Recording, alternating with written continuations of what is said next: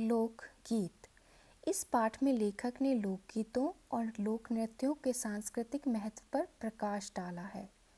लोकगीत अपनी लोच, ताजगी और लोकप्रियता में शास्त्रीय और देशी दोनों प्रकार के संगीत से भिन्न है।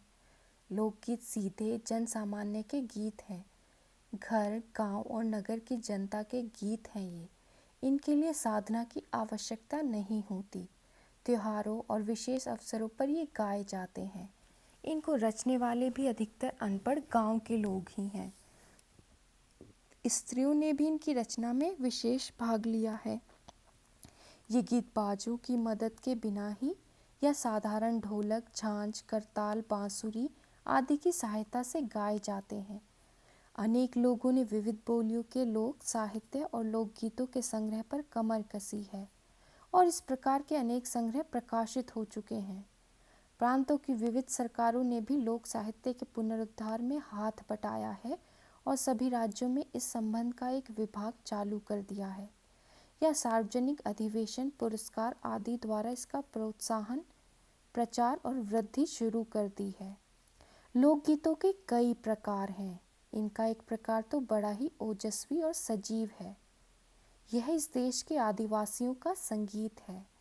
मध्य प्रदेश, दक्षिण, छोटा नागपुर में गोंड, खांड, ओराव, मुंड, भील, संथाल आदि फैले हुए हैं, जिनमें आज भी जीवन नियमों की जकड़ में बंध न सका और वह निर्द्वंद लहराता है। इनके गीत और नृत्य अधिकतर साथ साथ और बड़े बड़े दलों में गाए जाते हैं। आदमियों और औरतों के दल एक साथ या एक दूसरे के जवाब में गाते हैं। दिशाएं गूंज उठती हैं। पहाड़ी प्रदेशों के अपने अपने गीत हैं। उनके अपने अपने भिन्न रूप होते हुए भी अशास्त्रीय होने के कारण उनमें अपनी एक समान भूमि है। गढ़वाल, किन्नौर, कांगड़ा आदि के अपने अपने गीत और उन्हें गाने की अपनी अपनी विधियां हैं। उनका अलग नाम ही पड़ गया है पहाड़ी। वास्तविक लोकगीत देश के गांवों और देहात में है। इनका संबंध देहात की जनता से है। बड़ी जान होती है इनमें। चैता, कजरी, बारहमासा, सावन आदि मिर्जापुर, बनारस और उत्तर प्रदेश के पूर्वी और बिहार के पश्चिमी जिलों में गाए जाते हैं। बाउल और भटियाली बंगाल के लोकगीत हैं। पंजाब में माहिया भी इसी प्रकार के हैं। हीर, रांझा, सोहनी, महिवाल संबंधी गीत पंजाबी में और ढोला मारू आदि के गीत राजस्थानी में बड़े चाव से गाए जाते हैं। इन देहाती गीतों के रचयिता कोरी कल्पना को इतना मान न देकर अपने गीतों के विषय रोजमर्रा के जीवन से लेते हैं, जिससे वे सीधे मर्म का स्पर्श करते हैं। उनके राग भी साधारणतः पीलू, सारंग, दुर्गा, सावन, सोरठ आदि हैं। ये सभी लोकगीत गांवों और इलाकों की बोलियों में गाए जाते हैं। लोकगीत की भाषा नित्य की बोली होने के कारण बड़ी आह्लादकर है और आनंददायक होती है। राग तो इन गीतों के आकर्षक होते ही हैं। इनकी समझी जा सकने वाली भाषा भी इनकी सफलता का कारण है। भोजपुरी में पिछले अनेक वर्षों से विदेशिया का खूब प्रचार हुआ है। गाने वालों के अनेक दल इन्हें गाते हैं। उधर के भागों में, विशेषकर बिहार में, विदेशिया से बढ़कर दूसरे गाने लोकप्रिय नहीं हैं।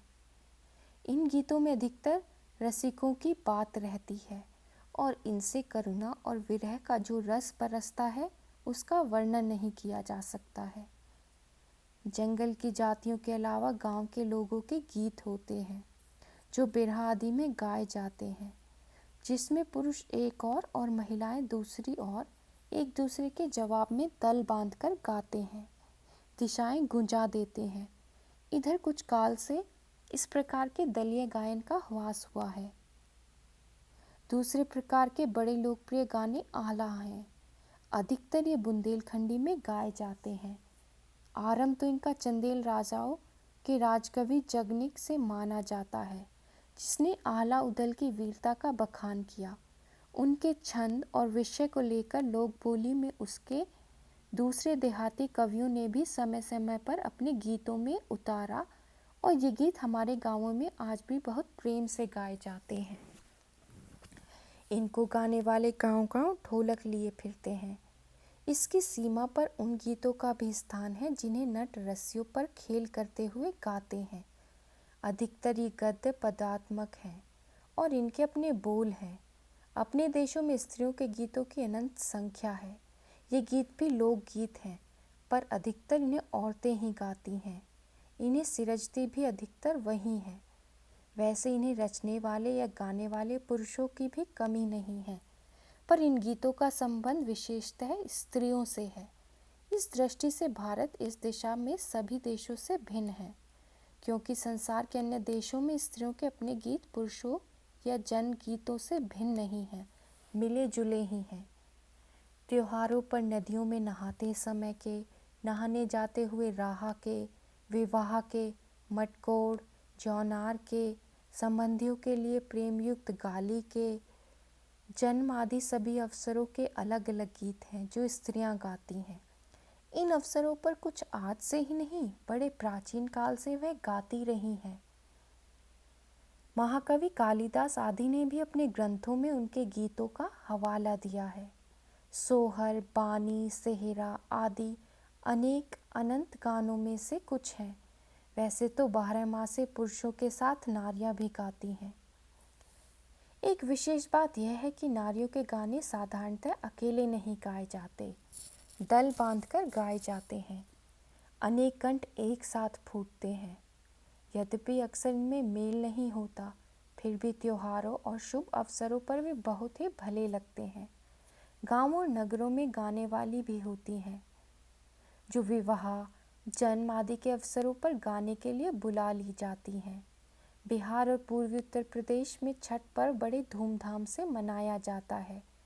इसके गीत बड़े मोहक और लोचदार होते हैं। सभी रीतियों में स्त्रियां उल्लसित होकर दल बांधकर गाती हैं, पर होली, बरसात की कजरी आदि तो उनकी अपनी चीज़ है जो सुनते ही बनती है। पूरब की बोलियों में अधिकतर मैथिल, कोकिल, विद्यापति के गीत गाए जाते हैं, पर सारे देश में कश्मीर से कन्याकुमारी, केरल तक और कठियावाड़, गुजरात, राजस्थान से उड़ीसा, आंध्र तक सभी के अपने अपने विद्यापति हैं। स्त्रियां ढोलक की मदद से गाती हैं। अधिकतर उनके गाने के साथ नाच का भी पुट होता है। गुजरात का एक प्रकार का दलीय गायन गरबा है, जिसे विशेष विधि से औरतें घेरे में घूम घूम कर गाती हैं। साथ ही लकड़ियाँ भी बजाती हैं। इसमें नाच गान साथ साथ चलते हैं। वस्तुतः ये नाच ही है। सभी प्रांतों में यह लोकप्रिय हो चुका है। इसी प्रकार होली के अवसर पर ब्रज में रसिया चलता है, जिसे दल के दल गाते हैं, स्त्रियां विशेषकर। गांव के गीतों के वास्तव में अनंत प्रकार हैं। जीवन जहाँ इठला इठला कर लहराता है, वहाँ भला आनंद के स्रोतों की कमी हो सकती है? वहाँ के अनंत संख्यक गाने उद्यम ग्रामीण जीवन के ही प्रतीक हैं। डॉक्टर भगवत चरण उपाध्याय।